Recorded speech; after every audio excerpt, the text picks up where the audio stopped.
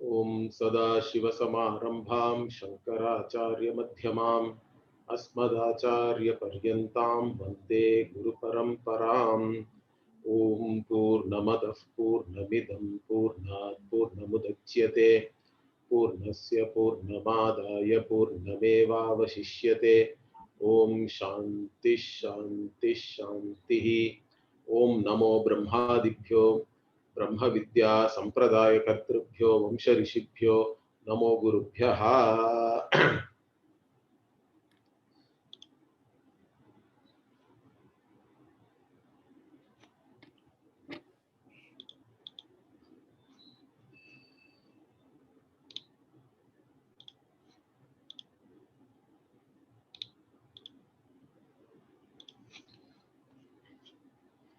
Okay.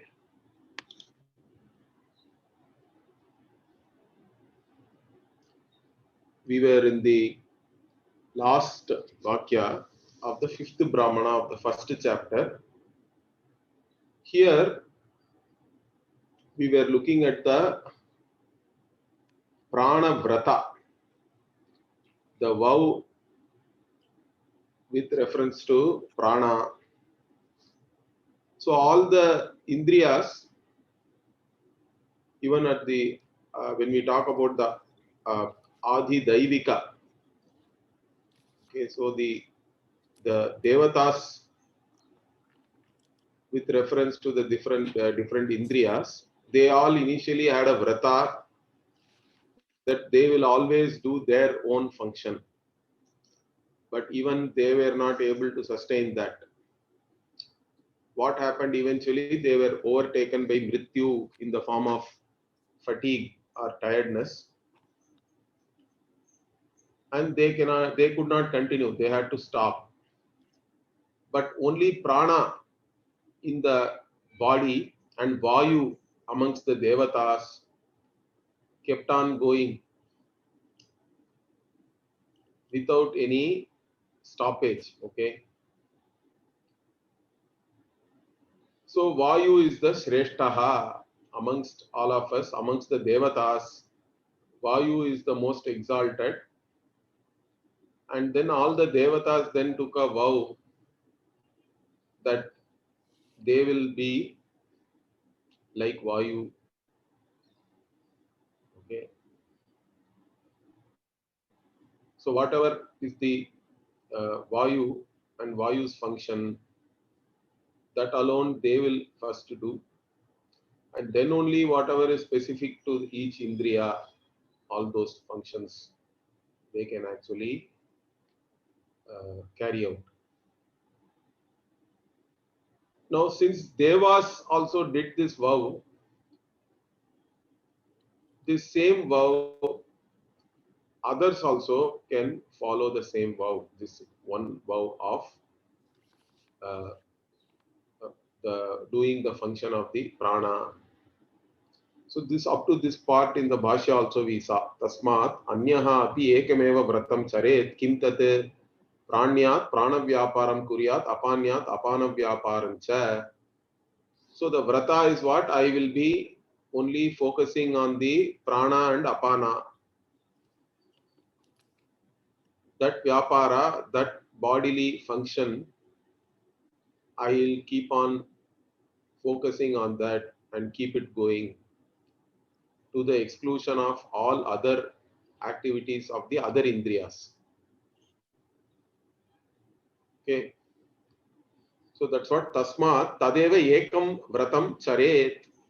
So this one vrata alone you follow, you take up. Hitva indriyantara vyaparam, giving up all other activities of the other indriyas. So everybody take up only this vrata of following the activities of the prana.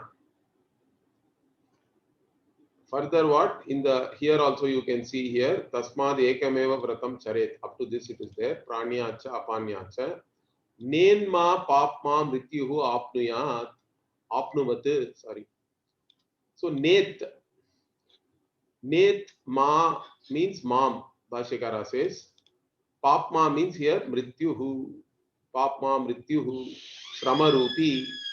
So mrityu in the form of fatigue or tiredness will apnuvat means apnuyat, will overtake you, will get you. In fact, tiredness will get you. If you do not take this vrata of prana, then if you do any other activity, mrityu will get you in the form of tiredness. So net means lest, in that meaning it comes. And Bhashyakara in fact explicitly gives the meaning net shabdaha paribhaye, in the meaning of fear. Fear means if you don't do this, what will happen? That is the fear here. So if you don't take this prana vrata, then mrityu will get you in the form of fatigue. That is the idea. So yadi aham asmad vratat pratyutaha syam. So if I take this vrata but I stop, then what happens? I do not continue the vrata. Then what? Grastaha eva aham mrityuna. So I will be grastaha means here what? I will be captured, you can say, or I will be overtaken by mrityu, like that. Iti evam trastaha. So thinking in that manner, see, if I give up this, if I stop this vow, mrityu will take over me. With that dread, okay, with that fear in you, you have to keep up this vrata. He says, dharayet prana vratam. So you have to keep up this prana vrata with that fear, with that dread in your mind, that you keep up this vrata, focus only on your prana. Iti abhipraya, that is the abhipraya here, to say that nenma papma mrityuhu apnuvat iti. Then further what?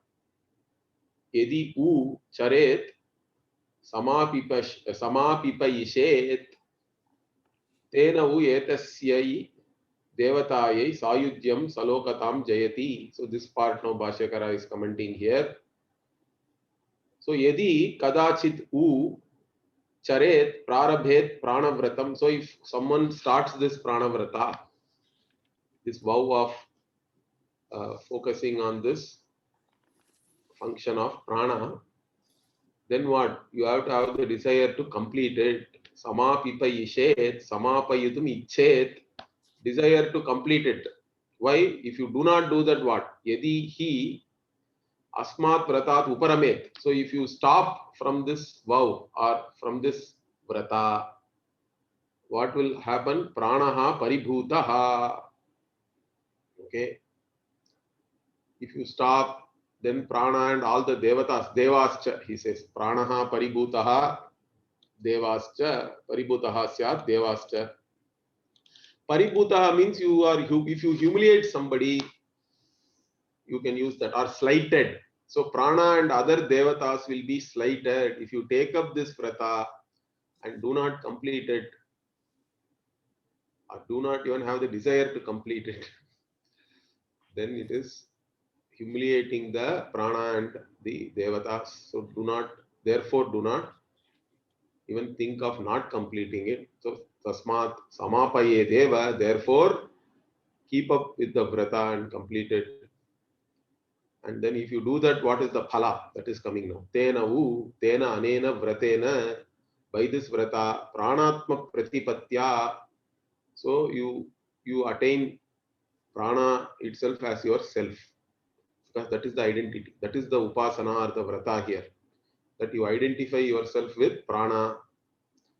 So by having this identity with prana as your atma, as yourself, and sarva bhuteshu, also you become the atma of all the beings, because prana is the atma of all the beings. And here what are the beings? Vagadayaha, agneyadayascha, mad atmaka eva, aham pranaha atma, sarva parispanda krite, evam tena anena vratadharanena etasya eva pranadevatayah swayujyam sayugbhavam. ekatmatvam salokatam samanalokatam va ekasthanatvam vijnanam andyapeksham etat jayati prapnoti iti. Okay, so here by having this prana brata, you become the, you identify yourself with prana, and also you become the atma of all the bhutas. Means here starting from vag etc indriyas, and also agni etc devatas, they are all, since you are now pranatma, you are also atma of all these organs and their adhisthana devata. So madatmaka eva, they are all having only me as their atma, because now my identity is not with the individual body mind sense complex, but my identity is with prana. So aham pranaha atma. So I am this pranatma. I am the self of all in the form of prana. And what is prana? Sarva parispandakrit. That is the one which is throbbing in every being as its very life. Parispanda means some kind of vibration or throbbing, we can say. So sarva parispandakrit, this prana is the one which is throbbing as life in all the beings. Evam tena anena vrata dharanena. So in this manner, by doing this vrata, okay, etasyaha eva pranadevatayaha sayujyam sayugbhavam.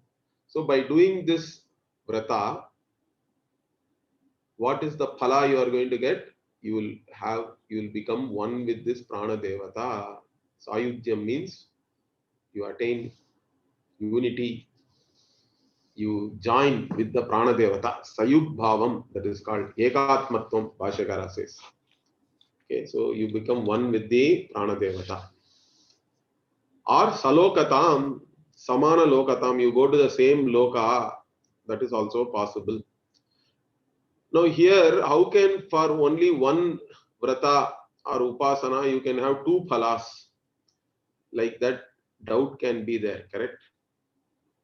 So Bhashyakara also clarifies. First, salokatam means what? Samana lokatam va ekasthanatvam. So being in the same place as the prana devata, being in the same loka, in the world, same world. Now, how can you have two phalas? Either you should have sayujyam, means for one upasana, one phala only normally should be given. Here it is saying either you can have sayujyam or salokata. So Bhashyakara here says Vijnanam Andhya Apeksham Etat. So this Salokata means if you do the Upasana and Vrata properly, Prakarshena, let us say excellently you do, then you get Sayujya. But the same Vrata you do Nikarshena, not so good, something is not up to the mark, let us say. So then there is something left to be done. Then you don't get Sayujyam, you at least get the Salokyam, as they call it, Samana Lokata. So Jayati, Prapnoti, Jayati, here Jayati is there. Jayati means you gain it, you obtain it. So you either obtain Sayujyam or Salokyam with Prana. With that, this particular Saptanna Brahmana we have completed. And in fact, only one more Brahmana is there to complete the chapter itself. And the sixth Brahmana is actually a small Brahmana. Only three Vakyas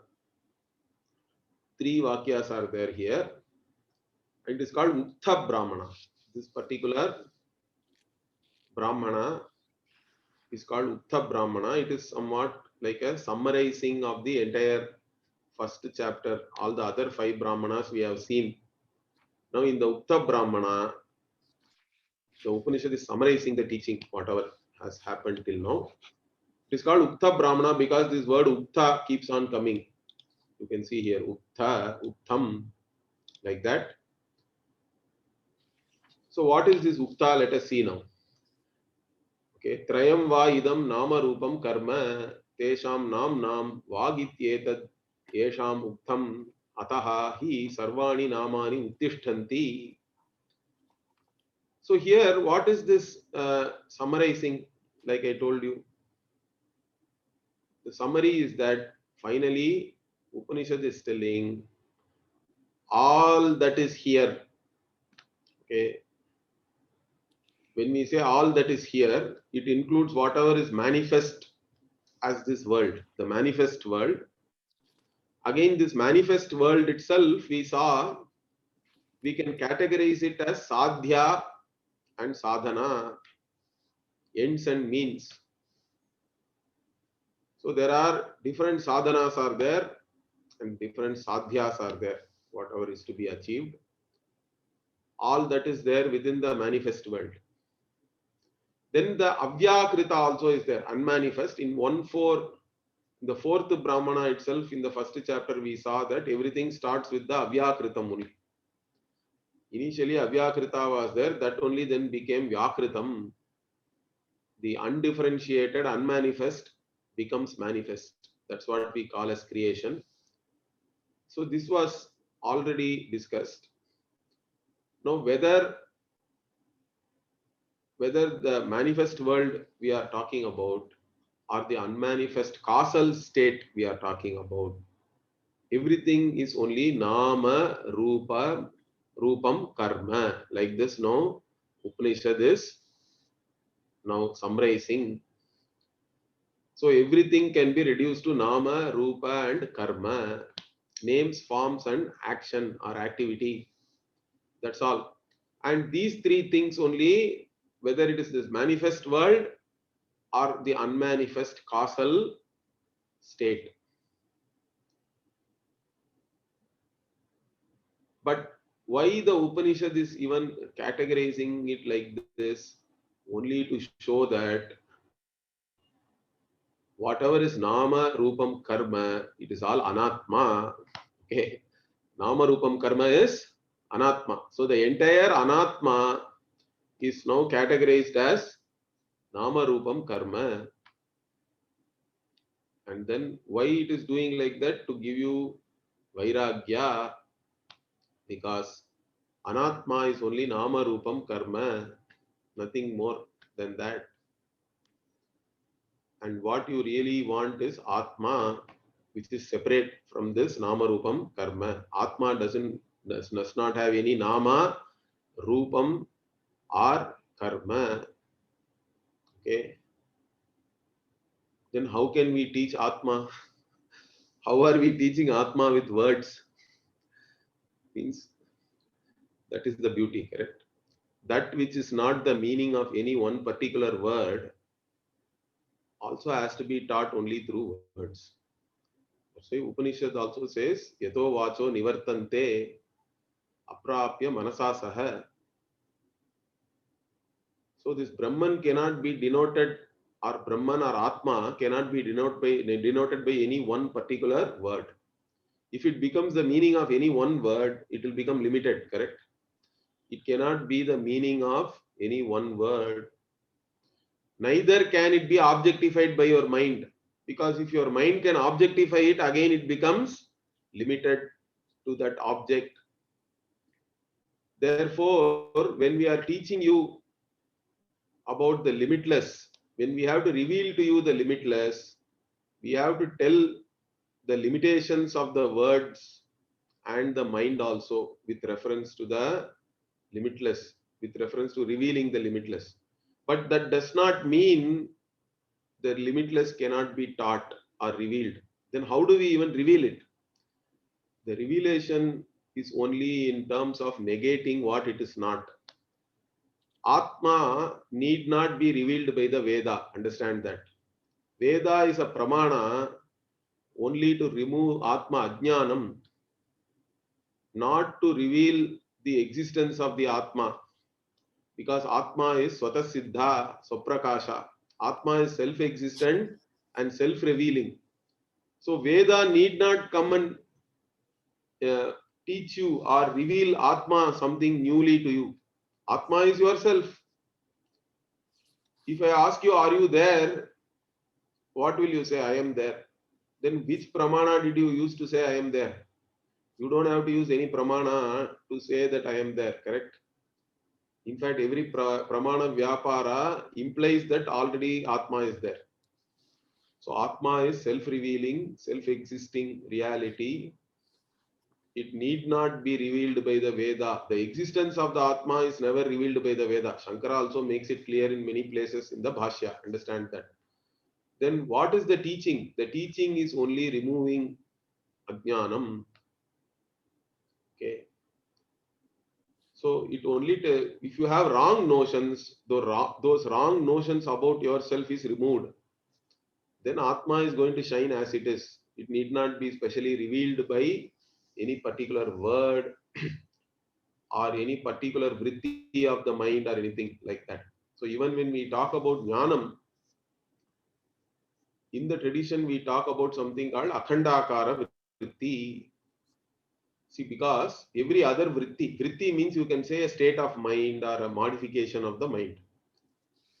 In our understanding of what is knowledge or how knowledge takes place, we say that the consciousness which is manifest in the mind, it goes through the mind. Mind itself is a subtle thing. Mind and the consciousness which is manifesting in the mind go through your indriyas and take the form of the object.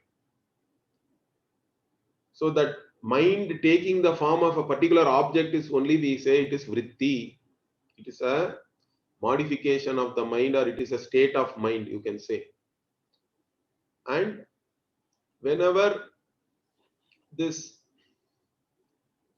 mind takes the form of an object, then that particular object's ignorance also is destroyed, and whatever consciousness is manifest in the object and whatever consciousness is manifest through your state of mind or manovritti become one and the same. Then knowledge takes place. This is our understanding of how knowledge takes place.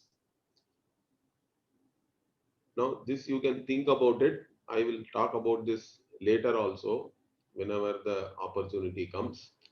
But here, what we have to understand is it is like this. When I say consciousness manifest in the object, means for us, everything is a manifestation of one consciousness alone. Understand that. Object also is consciousness. Mind also is consciousness. And even a particular modification of the mind which takes the form of the object also is consciousness only. Then if everything is consciousness, how it can become one, or how it is different and then it becomes one for knowledge to take place, means here also the analogy which is given traditionally is, let us say you have one part. This is a part space, correct? You have another part space. Now apparently this part space is different from this part space. Although in reality space is indivisible and there is only one space, with reference to the upadhi, we can talk about two part spaces. Then when they become one, means what? Now, if the two parts are there within each other, they are now conditioning only one space, correct? There are no two part spaces anymore. When it becomes like that, we say knowledge takes place. That means when the consciousness which is conditioned by the mind and the consciousness which is conditioned by an object, they come and become one and the same, then only knowledge takes place. This is how we are, our epistemology is like this. Okay, our study of knowledge and our understanding of knowledge is like this. Now this is good for any objective knowledge. In the case of Atma, this mind cannot take the form of the Atma, understand that, or need not take the form of Atma also. That is the more important thing. So mind can take the form of all objects. All knowledge is objective knowledge. In fact, that is why Atma Jnanam is subtle. It is difficult. Why? Because we are always used to objectifying and knowing everything. As a knower, I always know things by objectifying it. Even abstract concepts also, whether it is available through sense organ or not, I still objectify it abstractly in my mind and I understand it. But Atma cannot be objectified because it is the eternal subject. And it need not be objectified because it is self-revealing. But still, since we are used to objectifying everything, that is how the pravritti is. That is the problem, in fact. So we don't have to really objectify the Atma. Atma is always, it is yourself, in fact, correct? You don't have to know yourself by operating any particular pramana, in fact. But then why we are studying the Vedanta, why we are considering Veda as a means of knowledge, and what is the knowledge which is really happening means, it is all only removal of wrong notions, removal of ignorance, nothing else. Once ignorance of yourself, about yourself is gone, Atma is going to shine as it is, and it need not be objectified. So mind cannot take the form of the Atma, understand that. Mind itself is mind because of Atma, because of the consciousness which is manifesting in it. That's what we have to understand. So when we say this entire Anatma is all names, everything is names, correct, in this world. Without names, we cannot have any vyavahara, any transaction, any new thing also we have to give a name, always. And then forms are also there because we visualize. Visualize means it is certain forms are there.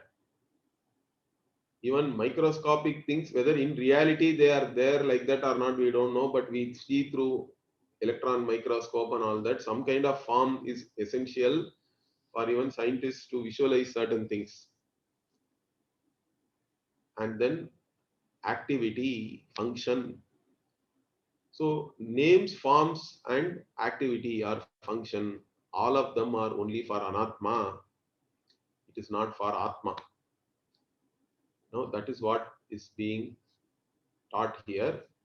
Trayam va idam nama rupam karma, tesham nam vagityetad yesham uktham, it says. So in this first it is taking the name alone. Tesham, amongst them, if you take the names, all names are nothing but vak, it says. Now the word vak in general is used in the meaning of the organ of speech. But here it is not used in the meaning of an organ of speech. Vag here is in the general meaning of sound. Understand that.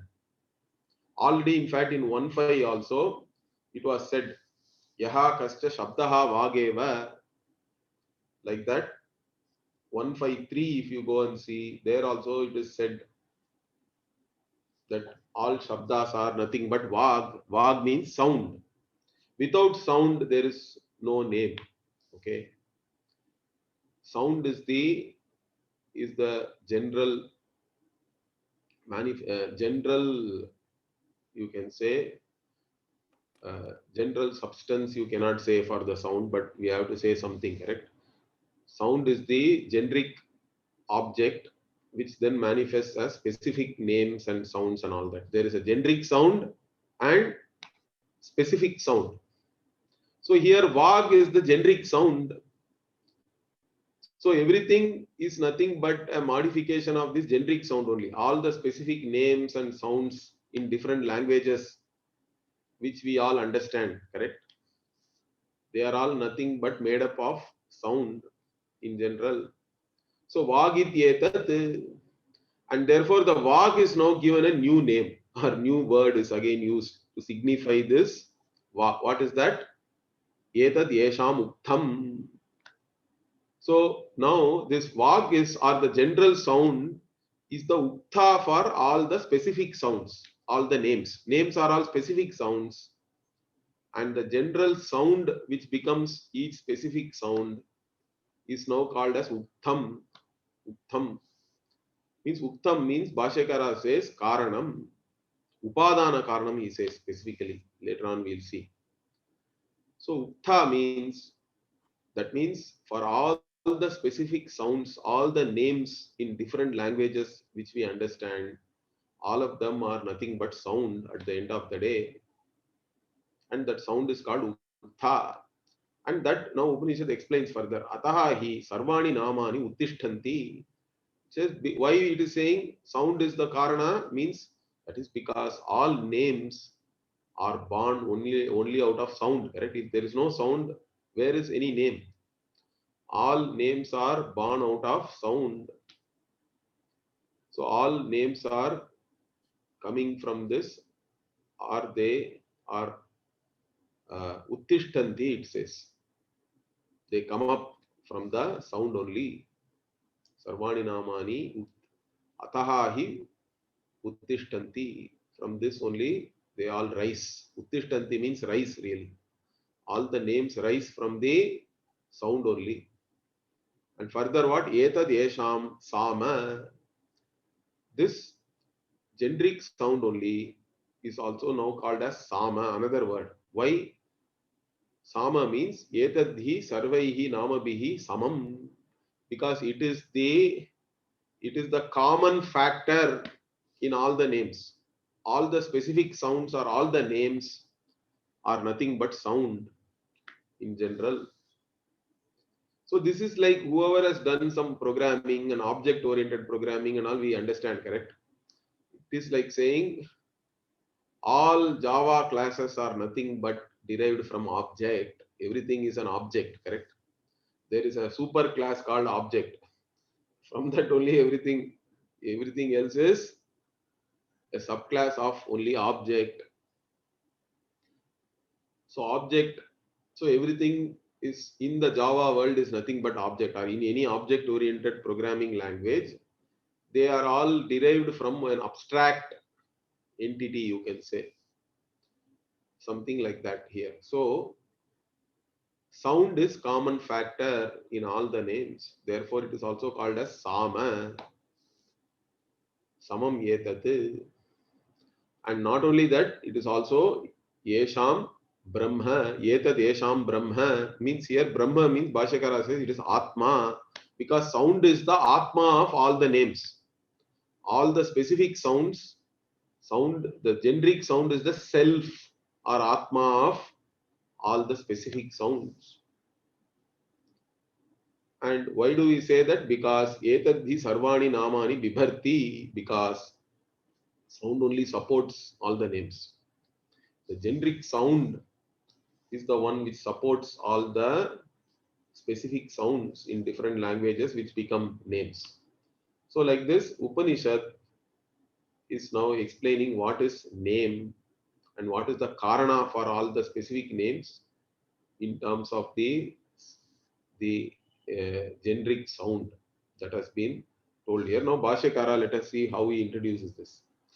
Yad etad avidya vishayattvena prastutam sadhya sadhana lakshanam vyakritam jagat pranatma praptyantaha anta utkarshavat api phalam.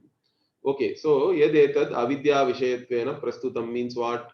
Whatever is being discussed here now, it is all what? This has been already, it is all under discussion in the same chapter only.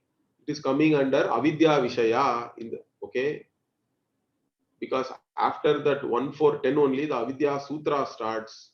The entire fifth brahmana and the rest of the fourth brahmana are all with reference to avidya only, or avidya, avidwan and avidya. So whatever is discussed here, these are all with reference to avidya. They are all subject matter of avidya only.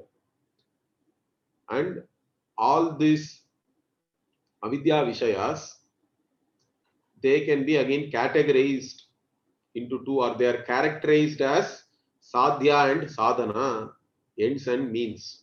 Sadhya sadhana lakshanam. And what further, what vyakritam, they are all differentiated, manifest also. So whatever is available to us as this world, it is nothing but avidya karya, it is avidya vishaya, and it can be looked upon as ends and means, and it is differentiated into so many objects, so many things. So vyakritam jagat, and in this what? pranatma prapti anta utkarsha vadapi phalam. Also, what has been already discussed, in this world, the most exalted thing which you can achieve is what? To obtain this pranatmatvam. Okay, pranatma prapti. So you do the prana upasana and identify yourself as prana.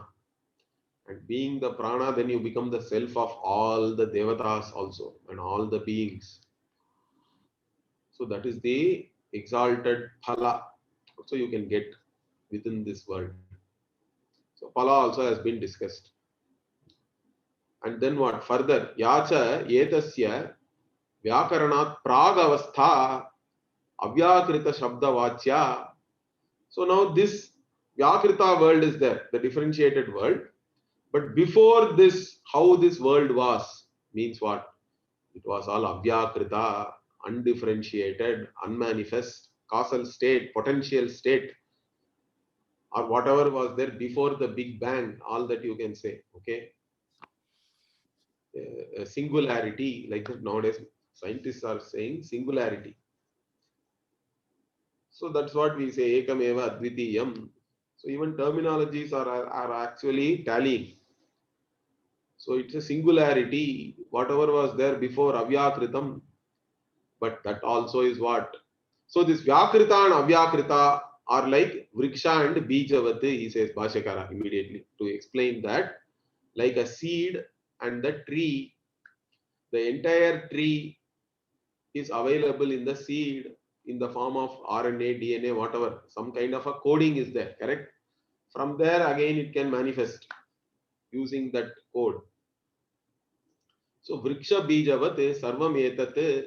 So Bhashyakara says, first he says, whatever is there here, okay, everything, whether it is vyakrita or avyakrita, whether it is manifest or unmanifest, all of them, sarvam, are only these three things. Etatrayam. Okay, three things mean, then what are those three things? Kim tatrayam, he asks himself. Iti uchyate, it is being said. What is that? So the Upanishad also says, Nama Rupam Karma. Nama Rupam Karma cha iti. Immediately Bhashyakara, Anatma eva. It is all Anatma. Nama Rupam Karma is all Anatma. It's not Atma.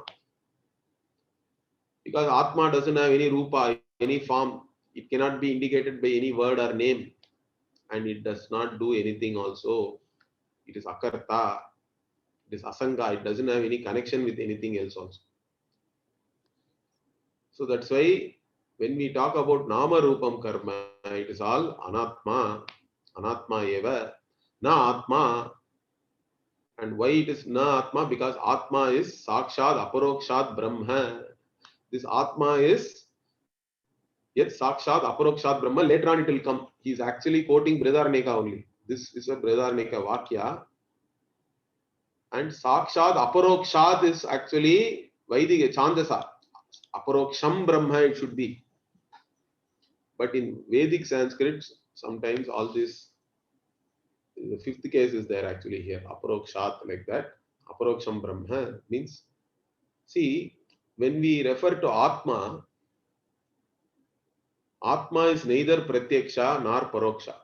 That is why a new word Upanishad is using. Because if we say, normally Pratyaksha means what? Sense perception or directly experiencing something, correct? Now I have something in front of me means I am seeing it.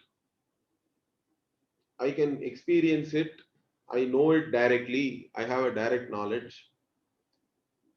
But let us say I have never seen snow in my life. Because I was born and brought up in South India, there is no question of any snow here. We have only three seasons: hot, hotter, and hottest. So, in fact, but you know one thing, in 1890s or something, in Chennai we had snowfall, it seems. That was the last time we had snowfall. Why? Because one volcano in Indonesia burst, and the volcanic ash covered the sun for a week, and Chennai had temperature so low that it started snowing in Chennai, but that was the last time. Okay, and afterwards I don't think we, maybe sometimes we see this hail storm, but snow is not a possibility here. So I have never seen the snow means, but somebody can still say, if you go to Himalayas, you can see snow. You go to Uttarkashi, you go to Gangotri, you can see snow. Snow is white and all that. All description somebody can give, but it can only give me indirect knowledge. It is indirect, paroksha. Okay, it is not pratyaksha. It's not direct knowledge which I know through my senses, but I know through words, or I can even infer certain inferential knowledge also. We have to say is indirect because we see something else. We see the smoke and then infer that there is fire. We don't directly cognize the fire. So that's all paroksha jnanam. So knowledge, when we talk about, there is direct knowledge from sense perception, and there is indirect knowledge through inference or through words. We have both.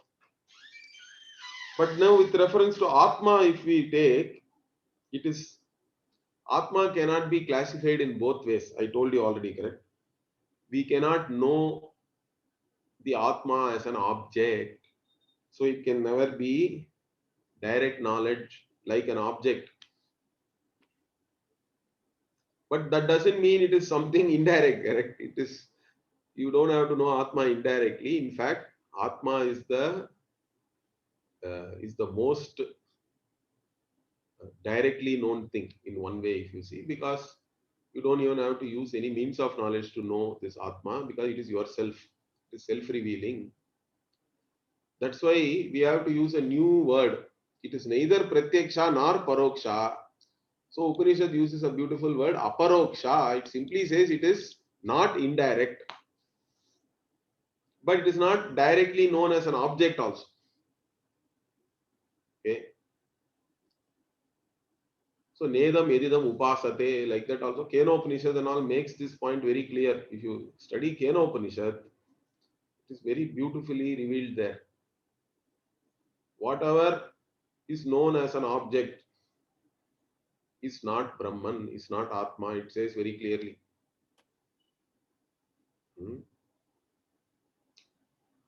So it says, even the one who says I know, he does not know. One who says I do not know, he knows. Like that, and all, it gives cryptic, or it looks like something cryptic, but it's nothing cryptic. It says that if anybody says that I know Brahman as an object, then that guy does not know what is Brahman. If somebody says that I cannot know this Brahman as an object, in fact, it is myself, which can never be objectified, means that person knows. And after hearing this, the Shishya says, Manye Viditam, I consider that I know it. Like that, it is really very nice in Kenopanishad. Okay. So, like that, here, this Brahma is yourself, and it cannot be known as an object. It is self revealing, self existent. That is what is this Brahman. And whatever has Nama, Rupa, and Karma is not Atma. It is not Brahman. Therefore, what Tasmad, okay, Asmad Virajyeta. Therefore, what you are interested is in this limitless Brahman, Atma alone. You are not you are not interested in this limited objective accomplishments which are characterized by this Nama, Rupam, and Karma. So, do not go after all these things. Develop dispassion. Virajyeta ityevam arthaha trayam va iti ityadi arambaha. So that's why this Upanishad is starting now as trayam va idam. All this Bhashyakara says. That's how he introduces. So for you to get this vairagya, to know what is anatma, and then anatma means it is all anitya, it is not limitless, therefore it doesn't really interest me. That is the idea. Okay, nahi asmat anatmanaha avyavritta chittasya atmanam eva lokam aham brahmasmi iti upasitum buddhihi pravartate. So Bhashyakara further explains, he says, to the one who is still looking for solutions in this world, correct? In this anatma, avyavritta chittaha means who? One who has not turned away from this worldly pursuits. Because you still think that by accomplishing something in this world, I will gain something, I will become happy, or I will get rid of some limitation. All that wrong notion can still be there. So one who still entertains such notions cannot pursue this Atma Jnanam. So this Vairagya is very important. It's a prerequisite. Of course, although it is a prerequisite, Vairagya also grows. When you do more Shravanam, Mananam, Nididhyasanam, we all start with some Vairagya, but that Vairagya has to become absolute at a certain point. So you have to turn away, you have to be very clear that none of the worldly accomplishment is going to really solve my problem. So all that is happening, worldly transaction has to be taken as it is. You cannot fix everything in the world also. How long will you be fixing? Even fixing your mind and you yourself as an individual also has to stop at some point, I think. Is useless pursuit, in fact.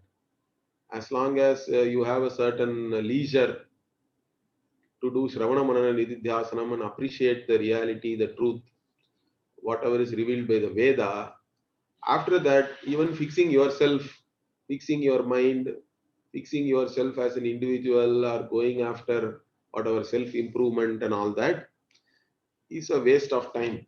Okay.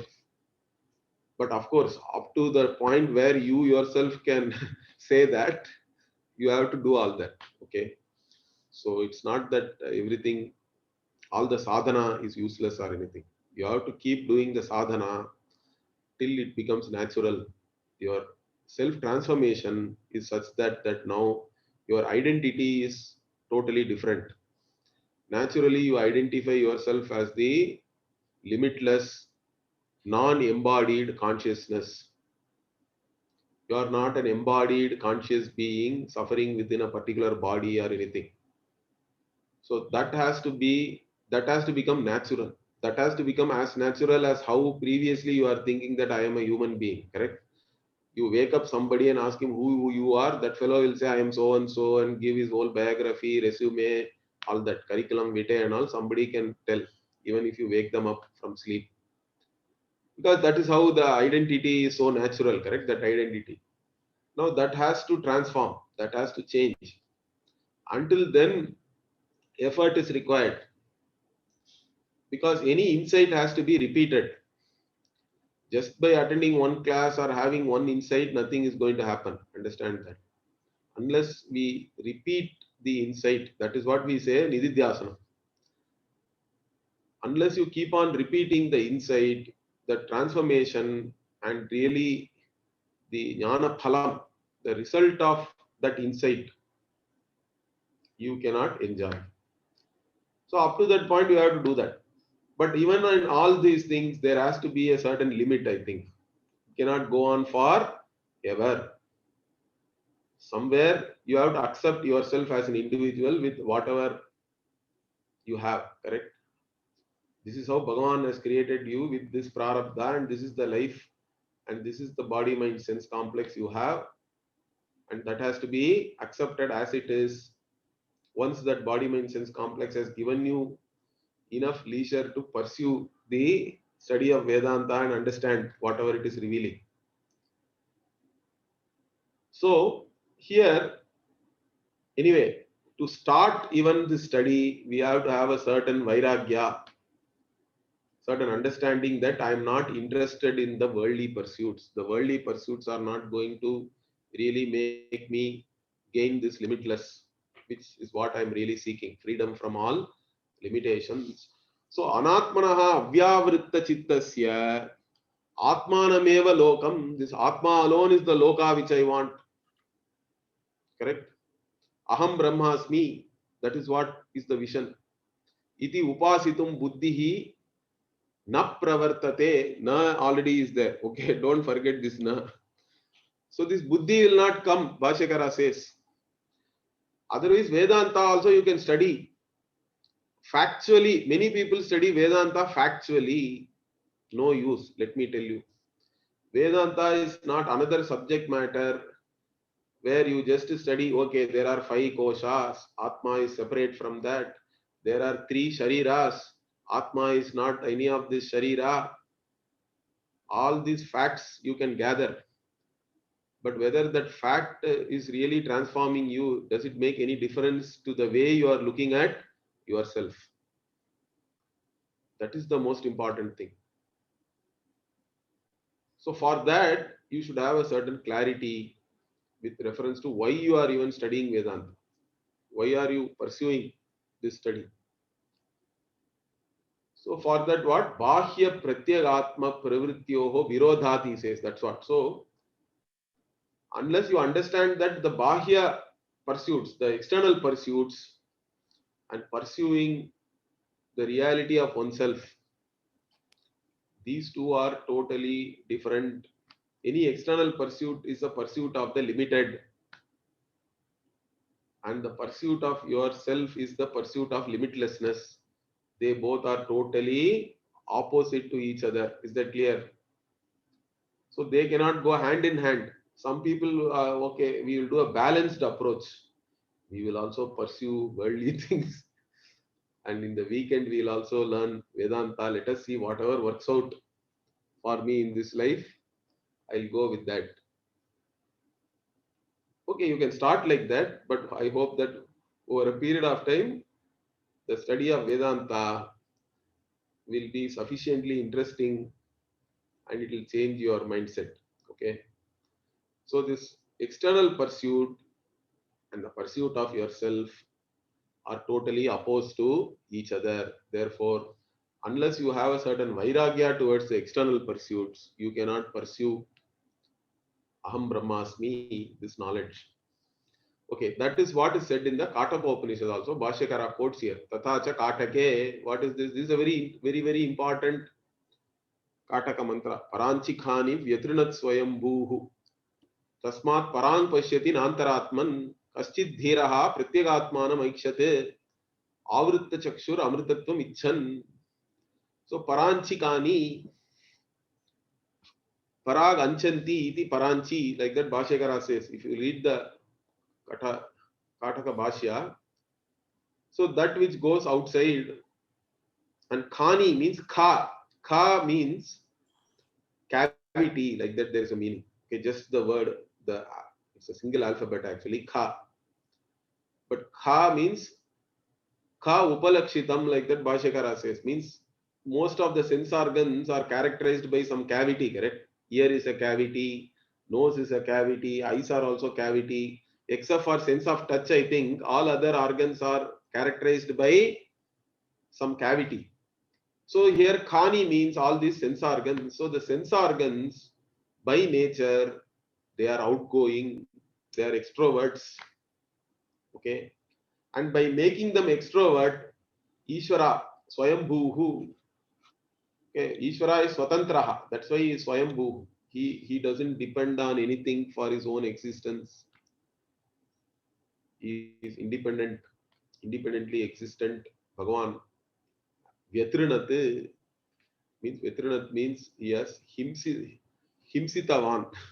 He has injured them or he has killed them almost by making them go outside.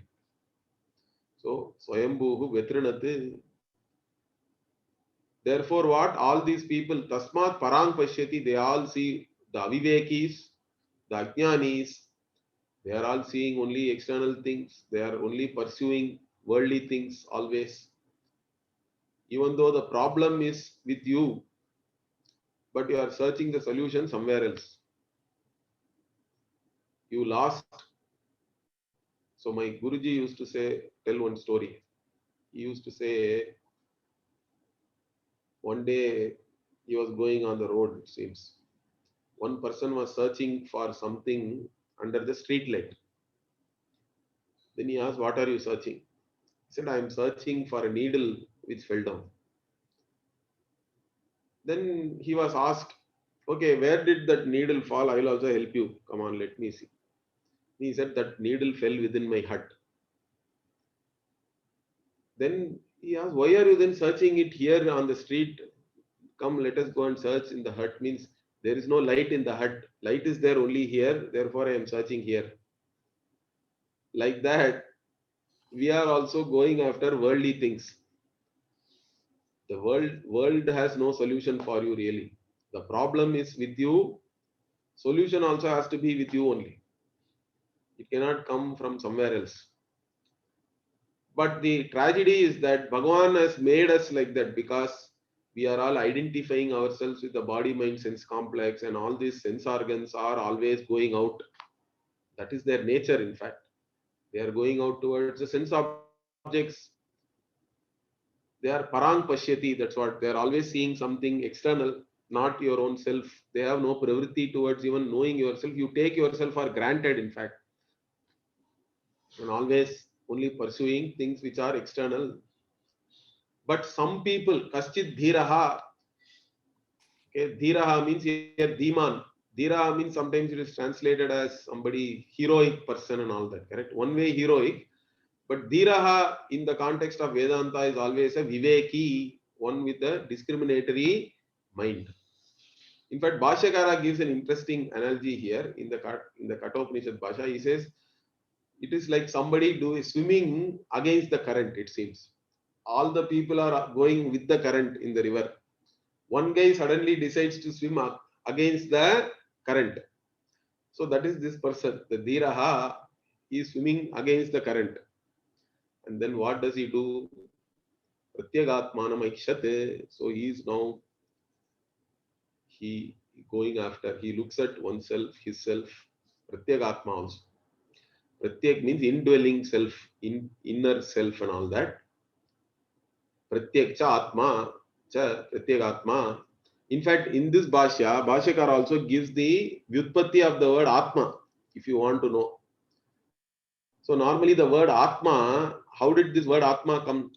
Means there is a Smriti Vakya is there. Yachapnoti yadadatte, yachati vishayaniha, yachasya santato bhavaha, tasmadatmeti kirtyate. Like this, Atma, yacha, yacha, yachati, yacha adatte.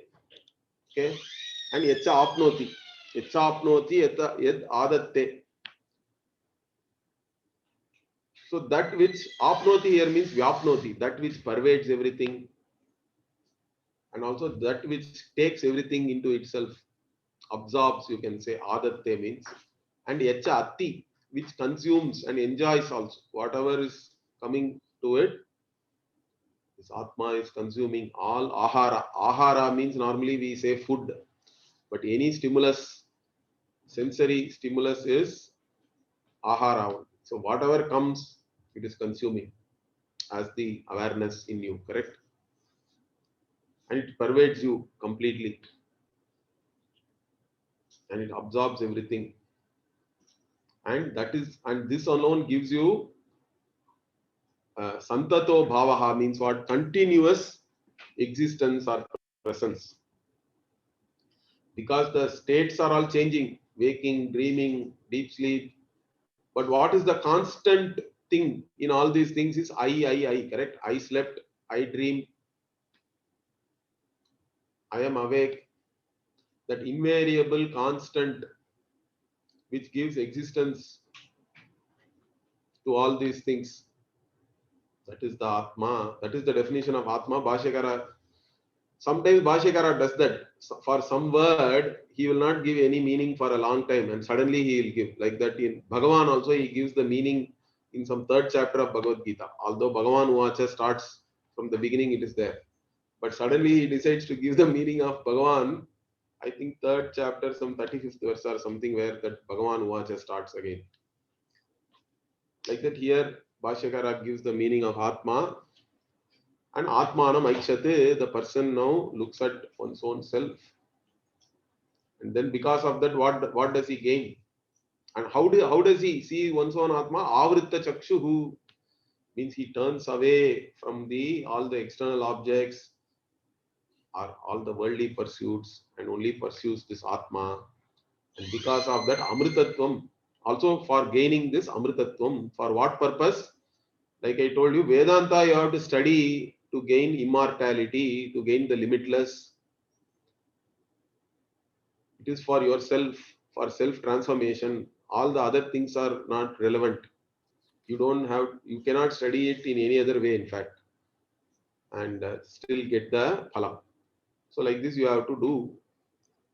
Then some more bhashya and all is there. Hopefully next week we'll finish this Brahmanam and also complete. I think the first chapter will be a big achievement.